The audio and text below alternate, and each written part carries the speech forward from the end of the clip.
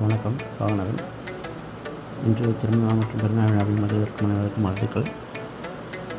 இன்றைய பதிவில் சூரியன் பூமிக்கு 2க்கும் இடையே இருக்கிற இடைவெளி அதிகரிக்குது அப்படிங்கிற ஒரு விஷயத்தை பற்றி நம்ம பார்க்கலாம். ஒரே வியப்பாக இருக்குல்ல, பயமாகவும் இருக்குது. இந்த காலகட்டத்தில் கடந்த ஆண்டை விட குளிர் கொஞ்சம் அதிகமாக இருக்கும் அப்படிங்கிற மாதிரி தெரிவிச்சிருக்காங்க.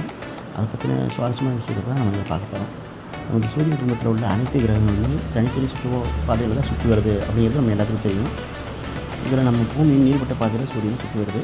இந்த சுழற்சியின் போது சூரியனுக்கும் பூமிக்கு இடையே இருக்கிற தூரத்தில் ஏற்படுற மாற்றம் பூமியோட வானிலை தாக்கத்தை ஏற்படுத்தும் அப்படிங்கிறத பற்றி தெரிவிச்சிருக்காங்க. சூரியனுக்கும் பூமிக்கும் இடையில் தூரம் குறைவாக இருக்கும்போது பெர்லியன் நிகழ்வு அப்படின்னு சொல்லுவாங்க. பெர்லியன் பிழமனை அப்படின்னு சொல்லுவாங்க. தூரம் அதிகரிக்கும் போது அபெர்லியன் பிழமனன் அப்படின்னு சொல்லுவாங்க. அபெர்லியன் நிகழ்வு.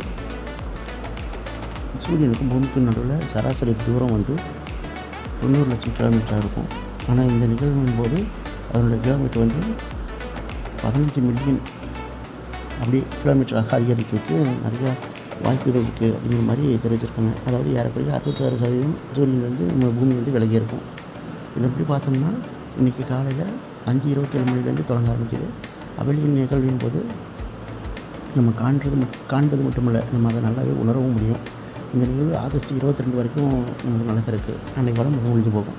இந்த காலகட்டத்தில் கடந்த ஆண்டை விட வானிலையில் குளிராக இருக்கிறதுக்கு நிறைய வாய்ப்புகள் இருக்குது.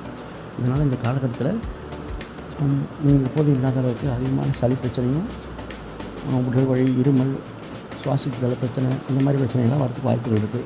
இதை தடுக்கிறதுக்கு நமக்கு தேவையான வைட்டமின்களையும் அதற்கான ஆரோக்கியமான உணவுகளையும் மட்டும் நம்ம எடுத்துக்கொண்டாலே போதும். இதை முன்னெச்சரிக்கைக்காக சொல்கிறாங்க. நம்ம இந்த காலகட்டத்தில் நம்ம இதை அனுபவித்து பார்க்கும் பொழுது இயற்கையோட இந்த விஷயம், பூமிக்கும் சூரியனுக்கும் நடுவில் இருக்கிற இந்த ரிலேஷன்ஷிப் நம்மளுக்கு ஒரு பெரிய வியக்கத்தங்க ஒரு விஷயத்தை கொடுக்குற மாதிரி இருக்கும். இந்த பதிவை நீங்கள் உணர்ந்தீங்கன்னா கமெண்ட் பாக்ஸில் கமெண்ட் பண்ணுங்கள். Thank you. Have a good day.